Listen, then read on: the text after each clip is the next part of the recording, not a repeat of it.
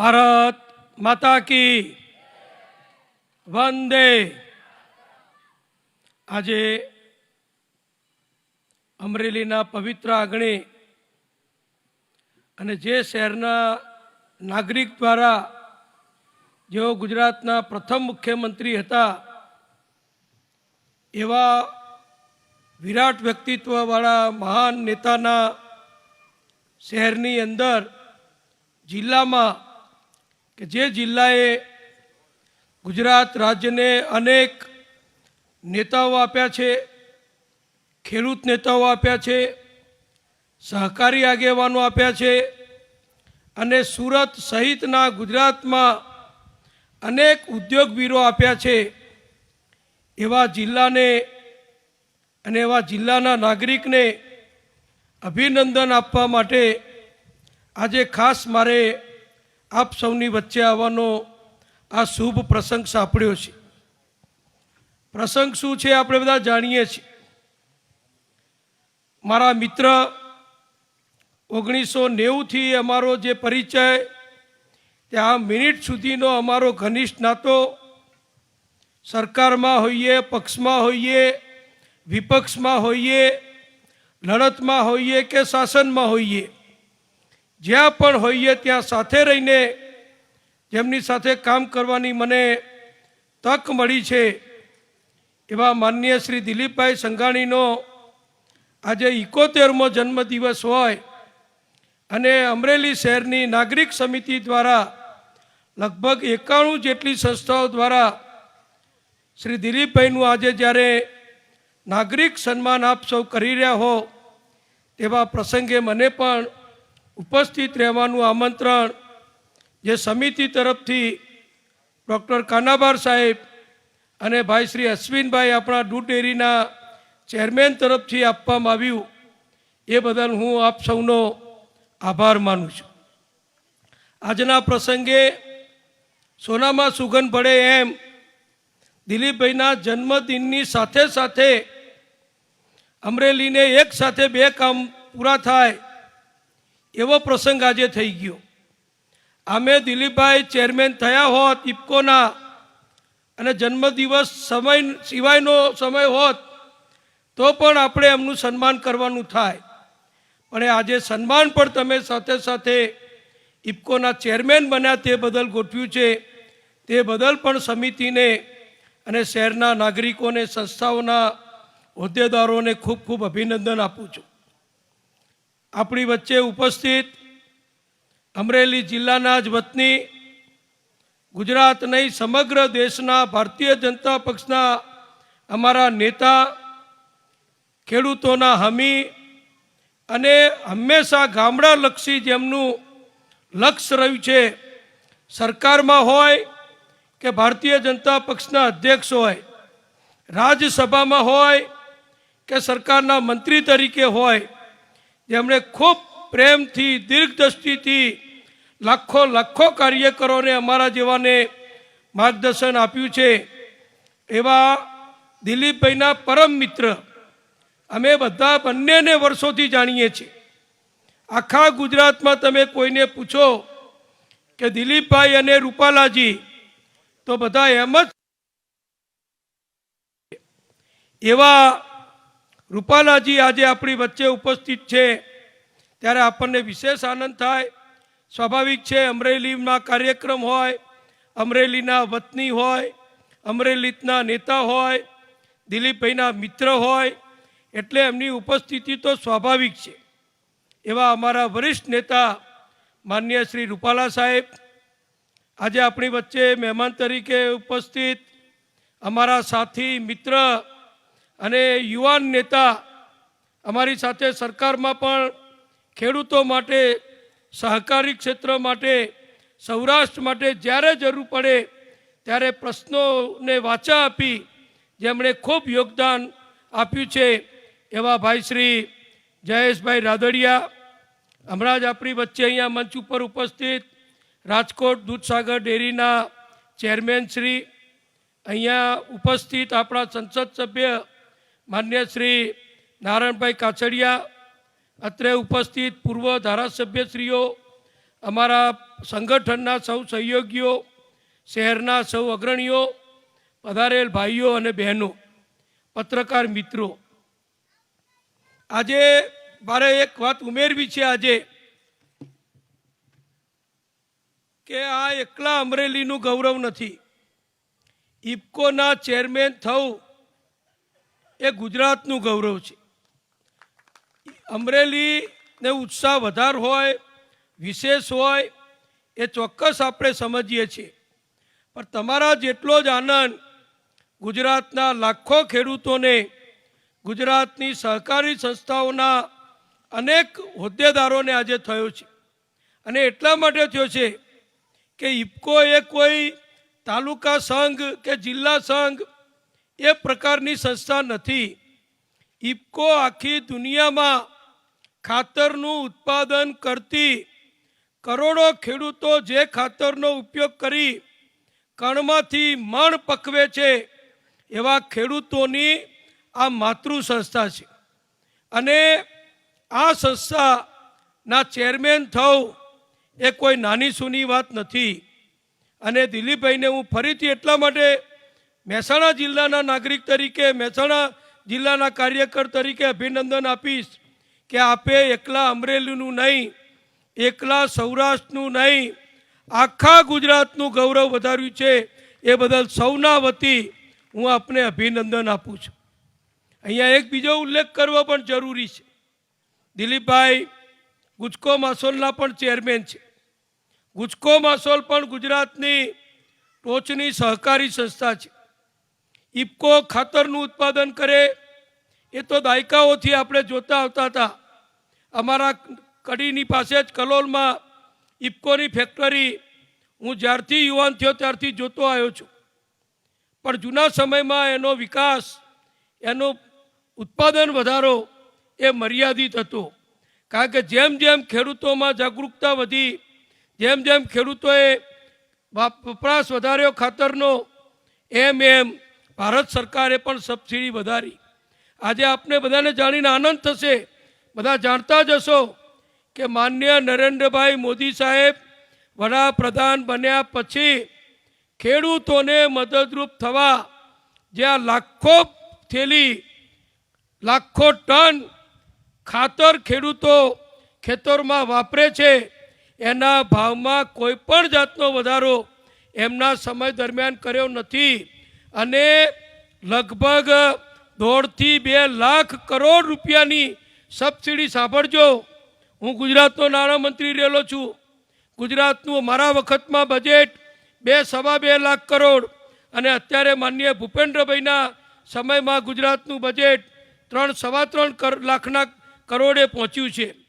ત્યારે ગુજરાતનું બજેટ જ્યારે 3-3.25 લાખ કરોડ હોય, આટલી બધી પ્રગતિ, ઇન્ફ્રાસ્ટ્રક્ચર, સ્કૂલો, કોલેજો, રસ્તાઓ, શિક્ષણ, પાણી, ખેતી, વીજળી, બધું જ ગુજરાત સરકારના કર્મચારીઓના પગાર સહિત આ 3 લાખ કરોડમાં પૂર્ણ કરતી હોય, ત્યારે માનનીય નરેન્દ્રભાઈની સરકાર આપણા દેશના ખેડૂતોને 2.5 થી 3 લાખ કરોડ રૂપિયાની સબસિડી જ્યારે ખાતરમાં આપતી હોય, ત્યારે તમે વિચારો કે કેટલું મોટું કામ ઇફકો દ્વારા આપણા ચેરમેન શ્રી દિલીપભાઈના નેતૃત્વમાં ચાલી રહ્યું છે. ખાતરનો વપરાશ વધતો ગયો, વિદેશી ઊંડિયામણ વધારે ખર્ચવું પડતું હતું. ત્યારે મારે ફરીથી માન્ય દિલીપભાઈને, અને આજે આપણા મહેમાન હતા પણ સંજોગો વસાત ઉપસ્થિત નથી રહ્યા એવા કેન્દ્રીય મંત્રી આપણા મનસુખભાઈ માંડવિયાને પણ અભિનંદન આપવા છે, વૈજ્ઞાનિકોને પણ અભિનંદન આપવા છે કે ખાતરની એક 50 કિલોની થેલીના બદલે એક બોટલની અંદર ખાતર જેટલા જ ગુણો ધરાવતું જે નેનો ફર્ટિલાઇઝર દિલીપભાઈના સમયમાં જે સંશોધિત થયું, રિસર્ચ થયું, એનું ઉત્પાદન થયું. અને આજે અમારા કલોલની ઇફકોની ફેક્ટરીમાં એક મોટો વિશાળ પ્લાન્ટ નેનો ખાતર બનાવવા માટે, એટલે કે બોટલની અંદર એક થેલી હોય 50 કિલોની, એના બદલે પાણીની આપણે બોટલ જે પીએ છીએ એટલું નેનો ઉત્પાદન કરવાનો મોટો પ્લાન્ટ માન્ય દિલીપભાઈના નેતૃત્વમાં ત્યાં આગળ બન્યો છે. ચેરમેન તો ઘણા બનતા હોય અને નેતા પણ ઘણા હોય, પણ જેનામાં દીર્ઘદ્રષ્ટિ હોય, જે અનુભવી હોય અને જે વિશાળ દ્રષ્ટિથી કામ કરતા હોય, એનો મારા દિલીપભાઈમાં તમને દાખલો આપવો છે. આજે ભારતની અંદર ઇફકોની જે ફેક્ટરીઓ હતી એમાં 3 થી 4 નવી ફેક્ટરીઓ દિલીપભાઈ ચેરમેન બન્યા. આ ચેરમેન તો 5 વર્ષ માટે મોદી સાહેબના અને આપણા સહકારિતા મંત્રી માનનીય અમિતભાઈના અને માનનીય જેપી નડ્ડાજીના આશીર્વાદથી બન્યા છે. પણ એ પહેલાં પણ આ ત્રણેય નેતાઓના આશીર્વાદથી દિલીપભાઈ ઇફકોના ચેરમેન હતા. આ પહેલીવાર ચેરમેન નથી બન્યા, પ્રથમ ચૂંટણી નથી થઈ, અગાઉ ચેરમેન તરીકે હતા. અને આપણે બધા જાણીએ છીએ કે મોદી સાહેબની પરીક્ષામાંથી પાસ થવું એ બહુ અઘરું કામ હોય છે. તમે જે હોદ્દા ઉપર હોવ, જે સ્થાન ઉપર હોવ, એમાં સતત ચાલુ રહેવું એ કોઈ નાની સૂની વાત નથી. અને ગયા 5 વર્ષ ચેરમેન તરીકે, વાઇસ ચેરમેન તરીકે દિલીપભાઈએ ત્યાં જે કામ કર્યું, જે રીતે ઇફકોનો વિસ્તાર વધાર્યો, ઇફકોનું ટર્નઓવર વધાર્યું, 40,000 કરોડની કંપની આજે ઇફકો બની ચૂકી છે. એ ભારતની મોટામાં મોટી નહીં, વિશ્વની મોટામાં મોટી ખાતરની કંપની છે. અને કોઈ ખેડૂત, કોઈ પણ ખેડૂત હોય, કોઈ પણ રાજ્યનો હોય, સીમાંત ખેડૂત હોય કે જમીનદાર ખેડૂત હોય, એનું ઘર નહીં હોય કે ઇફકોનું ખાતર એના ત્યાં ના પહોંચ્યું હોય. કોઈ ઘર એવું નહીં હોય ખેડૂતનું કે જેણે ઇફકોના ખાતરનો વપરાશ ના કર્યો હોય. એ વિશ્વાસ દિલીપભાઈએ એમના વહીવટ દરમિયાન જે વધાર્યો, જે નેનો યુરિયાની શોધ કરી અને નેનોના કારણે ભારત સરકારને મોટા પ્રમાણમાં વિદેશી ઊંડિયામણ બચવા માંડ્યું, એના કારણે આવા બધો જે પગલાં લીધા દિલીપભાઈએ, નેનોનું અને બીજા ખાતરનું ટર્નઓવર વધ્યું, ઉત્પાદન વધ્યું, ઇફકોનું ટર્નઓવર વધ્યું, ઇફકોનો નફો વધ્યો. ઇફકો આખા ભારતની મંડળીઓનો બનેલો સંઘ છે. એ બધાને જે ડિવિડન્ડ મળવા માંડ્યું, એના કારણે મોદી સાહેબે, અમિતભાઈએ અને જેપી નડ્ડાજીએ ફરીથી વિશ્વાસ વ્યક્ત કરી દિલીપભાઈને ચેરમેન બનાવ્યા છે. તે આખા ગુજરાત માટે એક ગૌરવની વાત છે. એટલે દિલીપભાઈને ખૂબ ખૂબ અભિનંદન આપું છું. ભાઈ જયેશભાઈ હજુ યુવાન છે, તૈયાર થઈ રહ્યા છે, મંત્રી, રાજકોટ બેંકના ચેરમેન, ઘણું કામ કરે છે. તેઓ પણ ડિરેક્ટર તરીકે ચૂંટાયા, એ પણ આપણે સૌ જાણીએ છીએ. ત્યારે સ્વાભાવિક આજના જન્મદિવસની પણ મારે ઉલ્લેખ કરવો જરૂરી છે. 71 વર્ષ એટલે 7 દાયકા, 70 વર્ષ દિલીપભાઈના પૂર્ણ થયા છે. લગભગ દિલીપભાઈ, માન્ય રૂપાલાજી અને અમે બધા રાજકારણમાં એક હરોળના કહીએ તો ખોટું નહીં. દિલીપભાઈ અમારાથી વહેલા આવ્યા, કારણ કે યુવા નેતા તરીકે સૌરાષ્ટ્રમાં જ્યારે પક્ષનું કામ ઓછું હતું એ વખતે મને ખબર છે કે હું પણ યુવાન હતો, કોલેજમાં ભણતો હતો અને નવનિર્માણ આંદોલનથી શરૂ કરી દરેક તબક્કે દિલીપભાઈની પ્રગતિ, ખેડૂતો માટેનો, ગામડા માટેનો એમનો પ્રયત્નો, એમની લડાયક વૃત્તિ. હું તમને એક દાખલો આપીશ કે આમ બહુ ખ્યાલ નહીં હોય બધાને, કે દિલીપભાઈ જ્યારે સરકારમાં હતા, કાયદા મંત્રીશ્રી હતા, ત્યારે કોઈ બાબતમાં એમને ગુજરાત હાઈકોર્ટના એક નામદાર જજશ્રી સાથે થોડો ડિસ્પ્યુટ ઊભો થયો. અને જજના મનમાં એમ કે આ મંત્રીને હું ખખડાવું એટલે વાત પતી જાય. દિલીપભાઈ કહું ને, કહેવાય ના વિષય, કારણ કે આ વાતને 25 વર્ષ થયા. એટલે દિલીપભાઈ જજની સામે ઊભા થઈ ગયા કે હું સાચો છું, તમે ખોટા છો, આ ફાઇલ મંજૂર નહીં થાય. કારણ કે કાયદા મંત્રી હતા, જજનો બહુ આગ્રહ હતો, દિલીપભાઈએ ના પાડી. જજે બીજા જજો મારફતે દબાણ કર્યું, અમારા એડવોકેટ જનરલ મારફતે દબાણ કર્યું. હું સરકારમાં ખરો, રૂપાલાજી પણ ખરા, એ વખતે બહુ દબાણ થયું. અમારા બધા મંત્રીઓએ કીધું, મેં પણ કીધું કે સાહેબ આ કોર્ટોની સામે આપણે ના પડાય, આપણે ડગલે ને પગલે સરકારમાં આ ન્યાયાધીશોની, જજોની મંજૂરીઓ, ઓર્ડરો એ બધા જોઈતા હોય. એટલે આપણે બહુ કાળજીથી એમની સાથે પ્રેમથી કામ લો. પણ દિલીપભાઈ કે હું ખોટો હોઉં તો તમારી વાત માનું, પણ હું સાચો છું તો શું કરવા માનું? વાત બે બાજુ પકડાઈ ગઈ. જજ પણ છોડે નહીં, દિલીપભાઈ તો એનાથી એ સવાય છોડે નહીં. અને પછી વાત એટલી બધી વળસી ગઈ કે જજે દિલીપભાઈને કીધું કે નહીં કરો તો તમારા વિરુદ્ધ ઓર્ડર પસાર કરીશ. દિલીપભાઈ કે પહેલાં ઓર્ડર કરી જુઓ પછી વાત કરીએ આપણે. દિલીપભાઈએ બધી ફાઇલો ભેગી કરી જુદા જુદા કેસના ઓર્ડરોની, એમાંથી કાયદાની છટકબારીઓ, કાયદાની ત્રુટીઓ જે તે શોધી, જે યોગ્ય ના કહેવાય એવા જજમેન્ટ અપાયા હતા એ શોધ્યા, આખું લિસ્ટ બનાવ્યું અને એક સારા વકીલ મારફતે એ સાહેબના લિસ્ટ મોકલી આપ્યું કે જુઓ આટલું આટલું કાયદા મંત્રી તરીકે તપાસ કરવાનું મારી પાસે આવ્યું છે. હવે તમે કહો તો હું તપાસ કરું, નહીંતર તમે કહો એમ કરીએ. પેલા જજ સાહેબ સમજી ગયા કે આ બધા અમે ચાલશે પણ આ વ્યક્તિ અમે નહીં ચાલે. અને આખું પ્રકરણ એ પછી પૂરું થઈ ગયું. બે પક્ષે વાત સમાધાન થઈ ગઈ. ના દિલીપભાઈને માફી માગવી પડી, ના જજ સાહેબને કંઈ કરવું પડ્યું, અને પેલું ઠેરના ઠેર બધી વાત પૂરી થઈ ગઈ. આ એમનો એક સ્વભાવ. આવા સ્વભાવવાળા પણ ખેડૂતો માટે, પ્રજા માટે, ગામડા માટે, સૌરાષ્ટ્ર માટે એમણે જે કર્યું છે, રૂપાલાજીએ જે કર્યું છે, જયેશભાઈએ જે કર્યું છે, એનો હું સાક્ષી છું. હું સાક્ષી એટલા માટે છું કે હું લગભગ 17 થી 20 વર્ષ સરકારમાં સતત રહ્યો.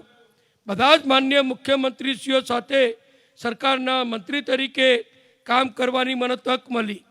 પીવાના પાણીના પ્રશ્નો હોય, ખેડૂતોના સિંચાઈના પ્રશ્નો હોય, ગામડામાં વીજળીના પ્રશ્નો હોય, રસ્તાઓના પ્રશ્નો હોય, આ બધા નેતાઓ જજુમી એટલે ભારપૂર્વક, આગ્રહપૂર્વક કામ કરાવી અને આ સૌરાષ્ટ્રમાં આવ્યા. ત્યારે તમે જુઓ છો કે એક જમાનો હતો, હું શહેરી વિકાસ મંત્રી હતો, હું પાણી પુરવઠા મંત્રી હતો, હું સિંચાઈ મંત્રી હતો. મોદી સાહેબે 3 વિભાગ મને સોંપ્યા હતા. એક સમય અમરેલીનો એવો હતો કે મારા કરતાં તમે બધા વધારે જાણો છો કે 15 દિવસે એકવાર પાણી આવે તો તમે બધા સંતોષ માનતા હતા. અમારા ઉત્તર ગુજરાતમાં મહેસાણા જિલ્લામાં દિવસમાં 2 વખત પાણી મળે અને 10-15 દિવસે એક અડધો કલાક પાણી મળે. એમાં રાજકોટ આવી ગયું, અમરેલી આવી ગયું, સુરેન્દ્રનગર આવી ગયું, જામનગર આવી ગયું, આખું સૌરાષ્ટ્ર આવી ગયું. એ સમયથી લડતા આવ્યા અને આપણા સદનસીબે મોદી સાહેબે જે નર્મદા યોજનાનું કામ પૂર્ણ કરાયું. આજે સૌની યોજના, હું આવ્યો, મેં મિત્રોને પૂછ્યું કે પાણી, મને ખબર હતી છતાં એમની પાસે બોલાવવા પૂછ્યું કે પાણીની શું સ્થિતિ છે. તો કે પીવાનું તો ખરું પણ હવે સૌનીનું ખેતીમાંય પાણી મળતું થઈ ગયું. પેલો ઠેબી ડેમ મારા વખતે બન્યો, હજુ એમને એમ બધું ચાલે છે, પાણી આવી ગયું, બધાને સંતોષ થયો.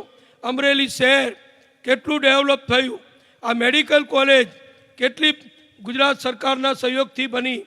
તો આ બધું જે થયું એ અમે નથી કરતા, અમારા જે સ્થાનિક નેતાઓ હોય, પ્રતિનિધિઓ હોય, રૂપાલાજી જેવા ને દિલીપભાઈ ને જયેશભાઈ જેવા, એવા બધાના આગ્રહથી આ બધા કામ થયા છે. ત્યારે એક નાની ગમ્મતની વાત પણ છેવટે રૂપાલા સાહેબની રજા લઈને કરી લઉં કે હું અત્યારે આવ્યો અમરેલી, ત્યારે પહેલું ઈશ્વરીય આવે, તમે બધા જાણો છો. રૂપાલા સાહેબને ત્યાં મળવા જવાનું થયું. મેં રસ્તામાંથી ફોન કર્યો, સાહેબ કે હું ઘરે જ છું. હું એમના ઘેર ગયો. આગતા સ્વાગતા થઈ, વાતચીતો થઈ. અને સ્વાભાવિક છે કે ચૂંટણીનો સમય હતો, ચૂંટણીની થોડી વાત થાય, રાજકારણની વાત થાય, બધી વાત થાય, સમાજની એ વાત થાય, બધી વાત થાય. મેં રૂપાલાજીને અભિનંદન આપ્યા છે. શેના અભિનંદન આપે તમને કહી દઉં કે મોટા મોટા યોગી, મોટા મોટા સાધક એમનું તપ કરતા હોય, સાધના કરતા હોય, અને એમાં જો કોઈ સહેજ ડિસ્ટર્બ થાય ને તો બધાનો યોગે છૂટી જાય અને તપે છૂટી જાય. પણ રૂપાલાજીએ રાજકોટમાં ઉમેદવાર તરીકે એમણે જે સહનશીલતા રાખી, જે મન ઉપર કાબૂ રાખ્યો, આ બધા મોટા મોટા બાબાઓ આપણને એમ કહે છે કે મન ઉપર કાબૂ રાખો, મન કંટ્રોલમાં રાખો, વિચારો કાબૂમાં રાખો, પણ સમય એ લોકો નથી કરી શકતા. પણ રૂપાલાજી નથી સાધુ, નથી રૂપાલાજી યોગી, પણ રૂપાલાજીએ એક યોગીને અને સાધકને પણ શીખવાડે એવી શાંતિ જે આ ચૂંટણી દરમિયાન જે એમના ઉપર આરોપ થયા, જે આંદોલન થયા, જે રેલીઓ નીકળી, બધું થયું, આખી દુનિયાએ જોયું. પણ રૂપાલાજી અમરેલીના પાણીને મારે અભિનંદન આપવા છે. હું માનું તમે બધા એવા શાંત મગજના જ ચોક્કસ હશો, તમે શાંત જ છો બધા. અમારા બાજુના કંઈક હોત તો કદાચ જુદું હોત. અમે આટલું મનને કંટ્રોલ ના કરી શકીએ, પણ રૂપાલાજીએ જે કંટ્રોલ કર્યો એ કંટ્રોલ તો હું એમ કહું કે એક રાજકારણીને પણ એક યોગી કરતાં ઉપર જાય એ કક્ષાનો એમણે જે મન ઉપર કાબૂ રાખ્યો છે એ બદલ એમને અભિનંદન આપું છું. આમ તો અમરેલી તમે બધા હોશિયાર છો. પહેલાં લડાઈ થતી હતી ને રજવાડાઓની, તો પોતાના મેદાનમાં કોઈ નહોતું કરતું, બીજાના મેદાનમાં જે લડાઈ કરતા હતા. આજે અમરેલીએ એવું કર્યું, તમે રાજકોટનું ક્ષેત્ર પસંદ કર્યું. રૂપાલા સાહેબ તો ગયા, કારણ કે ત્યાં આગળ એમને રાજ્યસભામાંથી મોદી સાહેબે નિર્ણય કર્યો કે તમારે ચૂંટણી લડીને પ્રજાની વચ્ચે જઈને વિજય સિદ્ધ કરીને ફરીથી દિલ્હી આવવાનું છે, અને એમણે આ આદેશનું પાલન કર્યું. પણ બીજા જે લોકો સહન ના કરી શક્યા અમરેલીના વિકાસને, અમરેલીના એક વ્યક્તિ જે મોટો થાય તો એને આપણે મોટો કરવો જોઈએ, એને મદદ કરવી જોઈએ. એના બદલે તું જા, તારી પાછળ તમારી પાછળ હું આવું, પણ તને છોડવું નહીં. એ કહેવાવાળા અહીં કંઈ લેવા દેવા નથી. રાજકોટમાંથી કોઈ આમંત્રણ નહોતું. રાજકોટના લોકો સામા પક્ષના એ વ્યક્તિના જવાથી રીસાઈ ગયા, પણ ગયા. હવે રૂપાલાજી ત્યાં રહેશે અને ભાઈ વાતે ગાતે તમારી બધાની વચ્ચે રાજકોટની જનતા એમને પ્રેમથી પાછા મોકલશે. એટલે એની તૈયારી પણ તમે રાખજો. એટલે તમને તો બે નેતા મળશે. દિલીપભાઈ તો મળી ગયા, રૂપાલાજી હતા ને ફરી મળશે. એટલે આ બધો વિકાસ જે થઈ રહ્યો છે એ મોદી સાહેબના નેતૃત્વમાં થઈ રહ્યો છે, સહકારી ક્ષેત્રનો અમિતભાઈના નેતૃત્વમાં થઈ રહ્યો છે. ત્યારે એને પણ માન્ય દિલીપભાઈ આગળ વધારે અને લાખો કરોડો ખેડૂતના આશીર્વાદ પ્રાપ્ત કરે અને એમનું જીવન ખૂબ સુખમય, તંદુરસ્તીમય અને સ્વાસ્થ્યમય નીવડે એવી પ્રાર્થના સાથે મને અહીંયા મહેમાન તરીકે આપ સૌની વચ્ચે બોલાયો એ બદલ અમારા સૌ સહયોગીઓનો ખૂબ ખૂબ આભાર. અસ્તુ. ભારત માતા કી જય.